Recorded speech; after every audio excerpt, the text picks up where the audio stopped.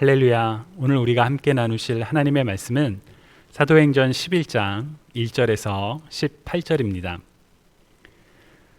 유대에 있는 사도들과 형제들이 이방인들도 하나님의 말씀을 받았다함을 들었더니 베드로가 예루살렘에 올라갔을 때 할례자들이 비난하여 이르되 내가 무 할례자의 집에 들어가 함께 먹었다 하니 베드로가 그들에게 이 일을 차례로 설명하여 이르되 내가 욥바시에서 기도할 때에 황홀한 중에 환상을 보니 큰 보자기 같은 그릇이 내 귀에 매어 하늘로부터 내리어 내 앞에까지 드리워지거늘 이것을 주목하여 보니 땅에 네 발 가진 것과 들짐승과 기는 것과 공중에 나는 것들이 보이더라. 또 들으니 소리 있어 내게 이르되 베드로야 일어나 잡아먹으라 하거늘 내가 이르되 주님 그럴 수 없나이다. 속되거나 깨끗하지 아니한 것은 결코 내 입에 들어간 일이 없나이다 하니 또 하늘로부터 두 번째 소리 있어 내게 이르되 하나님이 깨끗하게 하신 것을 내가 속되다고 하지 말라 하더라. 이런 일이 3번 있은 후에 모든 것이 다시 하늘로 끌려 올라가더라. 마침 3사람이 내가 유숙한 집에 서 있으니 가이사랴에서 내게로 보낸 사람이라. 성령이 내게 명하사 아무 의심 말고 함께 가라 하시매 이 6 형제도 나와 함께 가서 그 사람의 집에 들어가니 그가 우리에게 말하기를 천사가 내 집에 서서 말하되 내가 사람을 욥바에 보내어 베드로라 하는 시몬을 청하라. 그가 너와 내 온 집이 구원받을 말씀을 내게 이르리라 함을 보았다 하거늘 내가 말을 시작할 때 성령이 그들에게 임하시기를 처음 우리에게 하신 것과 같이 하는지라. 내가 주의 말씀에 요한은 물로 세례를 베풀었으나 너희는 성령으로 세례를 받으리라 하신 것이 생각나노라. 그런즉 하나님이 우리가 주 예수 그리스도를 믿을 때에 주신 것과 같은 선물을 그들에게도 주셨으니 내가 누구이기에 하나님을 능히 맡겠느냐 하더라. 그들이 이 말을 듣고 잠잠하여 하나님께 영광을 돌려 이르되 그러면 하나님께서 이방인에게도 생명 얻는 회개를 주셨도다 하니라. 주님의 말씀입니다. 하나님 감사합니다. 저희 집 둘째 아이가 가끔 저녁이 되면 엄마 나 다리가 아파 라고 말을 할 때가 있습니다. 낮에 잘 놀았고 또 다친 일도 없었는데 갑자기 다리가 아프다라고 그렇게 말을 하면 어딘가 문제가 있는 것은 아닌가 걱정이 되곤 합니다. 그러나 다음날 아침이 되면 언제 그랬냐는 듯 또 신나게 놉니다. 그러다 또 어느 순간 저녁이 되면 아프다고 말을 할 때가 있죠. 아마도 어쩌면 아이는 성장통을 겪고 있는 것이 아닐까 하는 생각을 해봅니다. 보통 3살에서 12살 사이의 아이들에게 이 나타나는 성장통은 낮에는 정상적으로 활동하다가 밤이 되면 통증이 나타나는 것이 특징이라고 합니다. 저희 둘째 아이는 어렸을 때부터 좀 작은 편이어서 저는 이 아이가 어서 부쩍부쩍 커서 아빠보다도 더 커졌으면 좋겠는데 그 커가는 과정에서 아이가 아픔을 겪는 것을 보는 것이 마음이 편하지만은 않습니다. 성장통을 겪지 않고서 잘 성장할 수 있으면 좋을 텐데 그러지는 않은 것 같습니다. 비단 아이만 성장통을 겪는 것은 아니지요. 어른이 되어서도 변화를 위해 때로는 고통을, 인고의 시간을 우리는 겪을 때가 있습니다. 제가 이번에 설교를 준비하면서 이 인고라는 단어가 참 마음에 깊게 다가왔습니다. 참다, 인과 쓰다, 고가 합쳐진 말 인고라는 단어는 고통을 참고 견딘다라는 의미입니다. 고통을 참으며 기다리며 견디는 시간, 인고의 시간. 여러분은 언제 인고의 시간을 겪어보셨는지요? 아니면 어쩜 지금 인고의 시간을 겪고 계시지는 않으신지요? 바울은 로마서 5장 3절부터 4절에서 이렇게 말합니다. 다만 이뿐 아니라 우리가 환난 중에서도 즐거워하나니 이는 환난은 인내를, 인내는 연단을, 연단은 소망을 이루는 줄 알미로다 라고 말을 하죠. 여기서 연단이라고 번역된 그리스어 도키메라는 단어는 원래 의미가 proven character, 곧 증거된, 증명된 품성을 뜻합니다. 즉 원어의 의미를 고려하면 연단이라는 단어는 고통을 참고 견디어내는 과정을 통해서 우리의 품성이 형성된, 그래서 형성된 그 품성을 가리키죠. 그런 점에서 만약 지금 인고의 시간을 겪고 계신다면 고통 그 자체를 바라보시기보다는 이 인고의 시간을 통해 우리를 변화시키실 하나님을 바라보실 수 있기를 주님의 이름으로 축복합니다. 제가 이번 주에 사람은 한 번에 하나뿐이 보지 못한다라는 이야기를 들었습니다. 여러분 지금 저를 보고 계시지요? 제 뒤에 있는 십자가도 보이시나요? 만약 여러분들이 제게 시선을 맞추시면 저 십자가는 보이긴 보이지만 희미하게 보일 겁니다. 반면 여러분들께서 저기 있는 십자가에 시선을, 초점을 맞추신다면 저는 보이긴 보이지만 저는 희미하게 보일 겁니다. 고통의 시간에 우리의 시선도 비슷하게 작용하는 것이 아닐까라는 생각을 해봅니다. 우리가 고통 그 자체를 바라본다면 인고를 통해 형성되어가는 우리의 변화를 우리는 제대로 볼 수가 없습니다. 반면 인고의 그 과정을 통해서 형성되어가는 우리 자신을 바라본다면 고통은 여전히 그 자리에 있지만 우리로 하여금 절망이 아니라 소망, 곧 변화의 소망을 품게 합니다. 주님이 사랑하시는 여러분, 성장통을 피하실 수가 없다면 고통 그 자체가 아니라 내 안에서 일어나고 있는 변화를 바라보며 인내함으로 고통의 시간을 이겨내실 수 있기를 축복합니다. 제가 이렇게 설교를 시작하면서 변화, 고통, 인고라는 단어를 사용하는 이유는 바로 오늘 우리가 읽은 본문이 공동체가 변화되어 가는 진통을 다루고 있기 때문입니다. 공동체의 변화와 진통, 사실 코로나 팬데믹으로 인해 거의 모든 공동체가 이 변화의 진통을 겪고 있습니다. 특별히 우리는 사순절의 시간을 통해 우리를 위해 이 땅에 오신 주님의 고난과 죽음을 기억하며 우리 자신을 돌아보는 사순절의 시간을 통해 우리의 영적인 변화도 소망하고 있지요. 그래서 오늘 우리 사도행전 11장의 내용을 통해 변화의 진통과 관련된 몇 가지 이야기를 여러분들과 함께 나누고자 합니다. 먼저 우리가 주목할 부분은 사도행전 11장의 맥락입니다. 사도행전은 예수님께서 승천하시는 사건부터 시작을 합니다. 사도행전 1장 8절을 보시면 예수님께서는 승천하시기 전에 오직 성령이 너희에게 임하시면 너희가 권능을 받고 예루살렘과 온 유대와 사마리아와 땅끝까지 이르러 내 증인이 되리라 라고 말씀하셨습니다. 이 말씀 속에는 세 가지 핵심 내용이 담겨 있습니다. 하나는 성령님이 오실 것이다. 두 번째는 너희가 권능을 받게 될 것이다. 그리고 세 번째는 너희가 예루살렘과 유다와 사마리아와 땅끝까지 이르러 증인, 곧 복음을 증거하는 증인이 될 것이다 라는 내용이 담겨 있죠. 이후에 진행되는 사도행전의 내용은 바로 이러한 순서에 따라 진행이 됩니다. 사도행전 2장에서 성령님이 오순절에 내려오시지요. 또 사도행전 3장에서는 베드로와 요한이 날 때부터 걷지 못하던 사람을 고치는 기적이 일어납니다. 성령으로 능력을 받은 믿는 자들은 담대하게 예루살렘과 유다에 복음을 증거했습니다. 그리고 사도행전 8장에는 빌립이 사마리아 지역에 가서 복음을 증거하고 많은 사람들이 그리스도를 믿게 되는 그런 일들이 일어납니다. 사마리아 지역에 복음이 증거된 것이죠.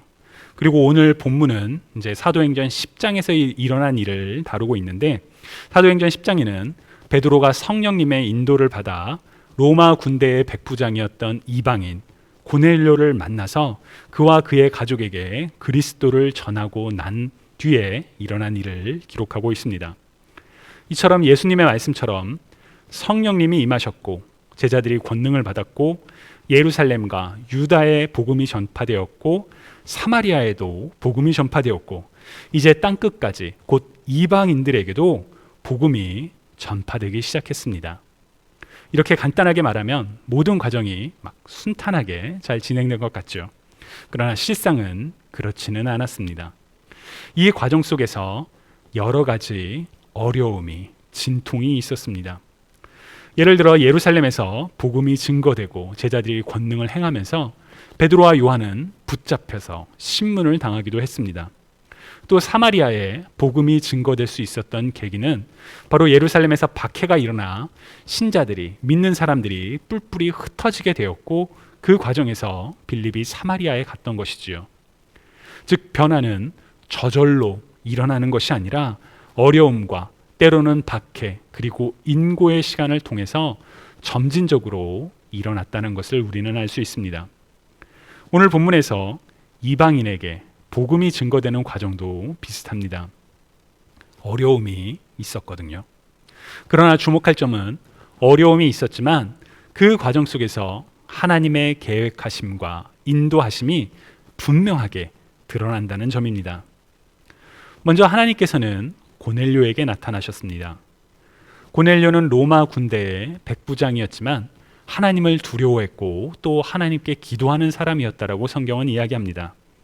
하나님께서는 이방인 고넬료의 기도를 들으셨고 그에게 욥바의 해변가에 있는 무두장이 시몬의 집에 가면 거기 베드로가 머물고 있는데 그 베드로를 불러서 이야기를 들으라 라고 말씀을 하셨습니다. 아주 구체적인 지시를 고넬료에게 주신 것이죠. 또한 하나님께서는 하나님의 말씀을 들은 고넬료가 보낸 사람들이 베드로에게 도착하기 직전에 베드로에게 또 다른 환상을 보여주십니다. 하늘에서 내 귀퉁이가 묶인 큰 보자기 같은 것이 내려오는데 그 안에는 온갖 부정한 동물들이 가득 있었습니다. 그리고 하늘로부터 소리가 나서 이르기를 베드로야 일어나서 잡아먹으라 라는 소리가 들렸습니다. 베드로는 주님, 저는 절대로 그럴 수가 없습니다. 저는 단 한 번도 속되고 부정한 것을 먹은 적이 없습니다 라고 그 음성에 거부를 합니다. 베드로가 이렇게 대답했던 이유는 베드로가 유대인으로서 지키고 있던 전통 때문이었습니다. 하나님께서는 이스라엘 백성을 애굽, 곧 이집트로부터 구원해 내셔서 시내산에서 이들과 언약을 맺으시고 이들이 거룩한 백성으로 살아갈 수 있도록 율법을 주셨습니다. 레위기에는 거룩하신 하나님의 백성으로서 이스라엘 사람들이 거룩하게 살도록 지켜야 할 여러 가지 율법들이 있는데 그 중에 레위기 11장에 이스라엘이 먹어도 되는 정결한 동물과 먹어서는 안 되는 부정한 동물에 대한 그 구분이 자세하게 담겨 있습니다. 베드로는 유대인이었기에 전통과 율법에 따라 부정한 동물을 먹은 적이 없었습니다. 그런데 이제 환상 속에서 부정한 동물을 먹어라 라는 그 명령을 듣게 되니 베드로가 이제 거부를 한 것이죠. 저는 속되고 부정한 것은 단 한 번도 먹은 적이 없습니다 라고 대답합니다. 그러자 하나님께서 깨끗하게 하신 것을 속되다 하지 말라라는 음성이 들려옵니다. 성경은 이 일이 3번 일어났다고 합니다. 그리고 난 뒤에 고넬료가 보낸 사람들이 베드로에게 도착을 합니다.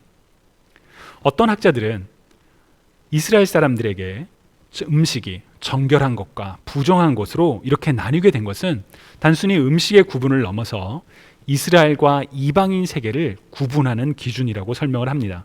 일종의 상징이라는 것이죠. 만약 그렇다면 하나님께서 베드로에게 보여주신 환상의 의미가 설명이 됩니다. 이방인들을 부정한 음식과 같이 가까이 하지 않았던 유대인 베드로였지만 하나님께서 깨끗하게 하신다면 부정한 음식이 깨끗해질 수 있는 것처럼 이방인 역시 부정한 민족이 아니라 하나님의 백성이 될 수 있다는 것을 상징적으로 하나님께서 말씀해 주신 것이죠. 더욱이 성령님께서는 베드로가 이들을 맞이할 때 의심하지 말고 이들과 함께 가라 라고 말씀하셨습니다. 이에 베드로는 다음 날 다른 형제들과 함께 고넬료를 찾아갔습니다.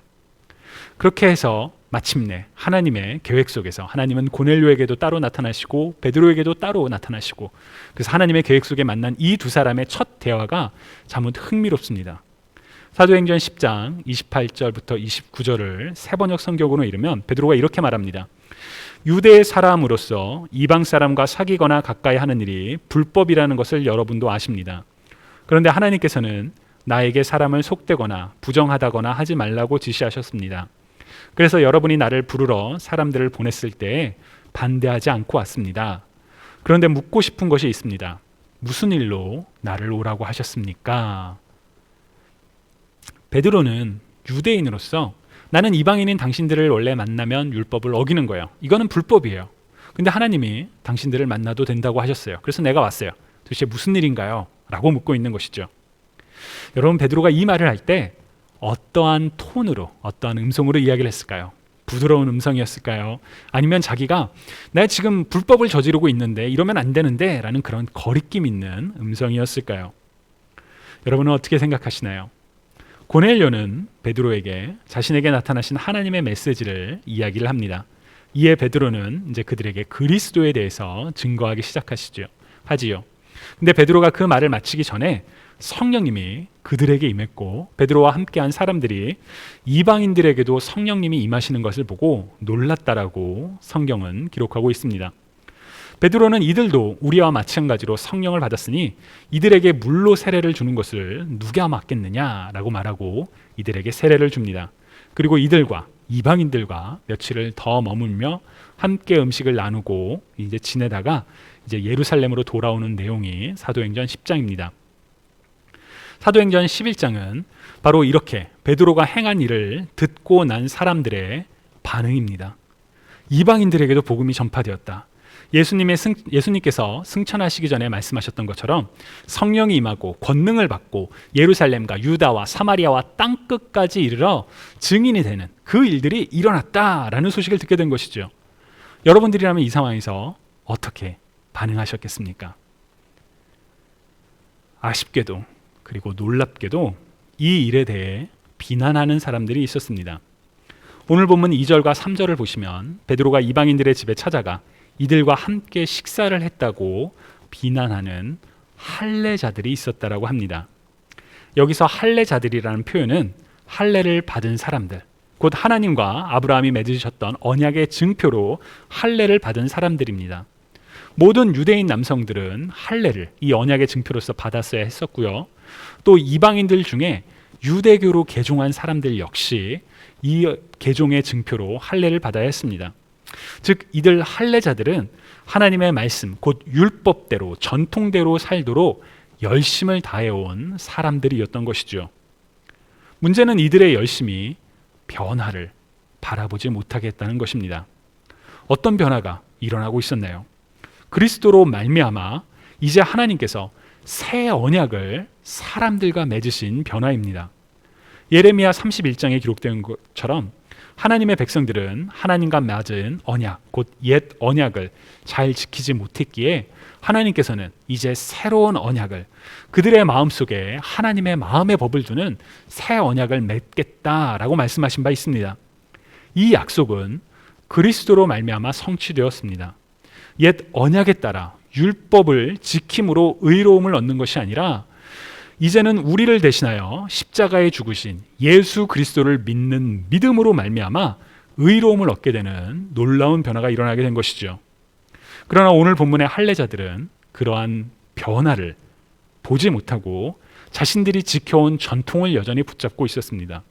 그렇기에 복음이 이방인에게 전해진 기쁜 소식에 함께 기뻐하기보다는 자신의 기준으로 변화를 판단하고 오히려 이방인과 함께했던 베드로를 비난하고 있었던 것이지요. 저는 베드로 역시 처음부터 이 변화에 호의적이지는 않았을 것이라고 생각합니다. 분명 그에게도 변화에 대한 망설임과 그리고 어려움이 있었을 것입니다.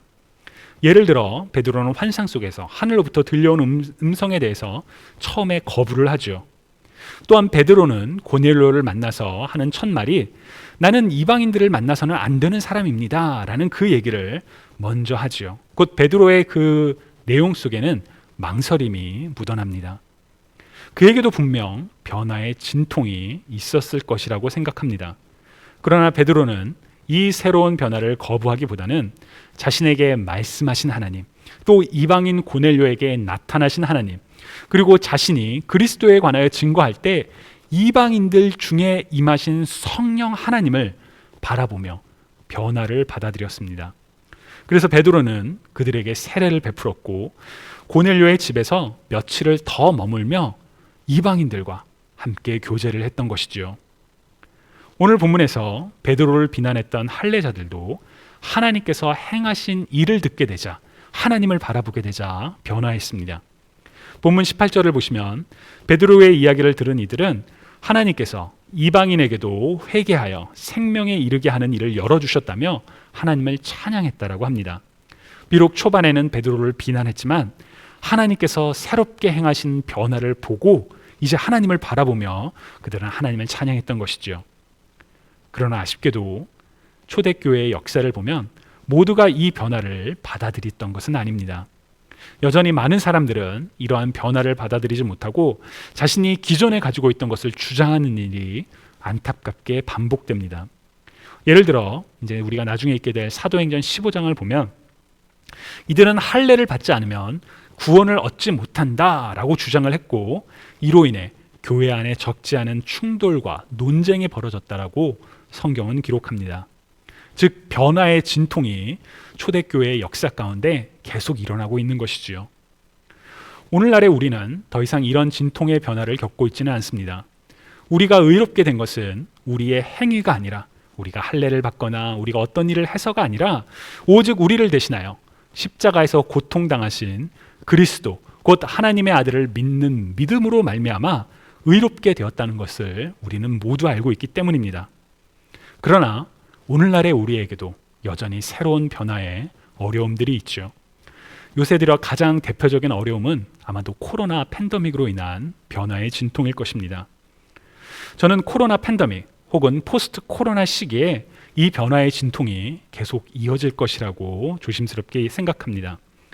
팬데믹 초기에 많은 학자들이 이야기했던 것처럼 이제 팬데믹 이후에 우리가 마주하게 될 일상은 우리가 간절히 바랬던 그런 과거와 똑같은 삶이 아니라 새로운 일상, 곧 뉴노멀의 시대이기 때문입니다. 뉴노멀로의 변화는 우리에게 일종의 진통, 곧 어려움을 가져올지도 모릅니다. 중요한 것은 바로 이 변화의 시기에 우리가 무엇을 바라보고 있느냐입니다.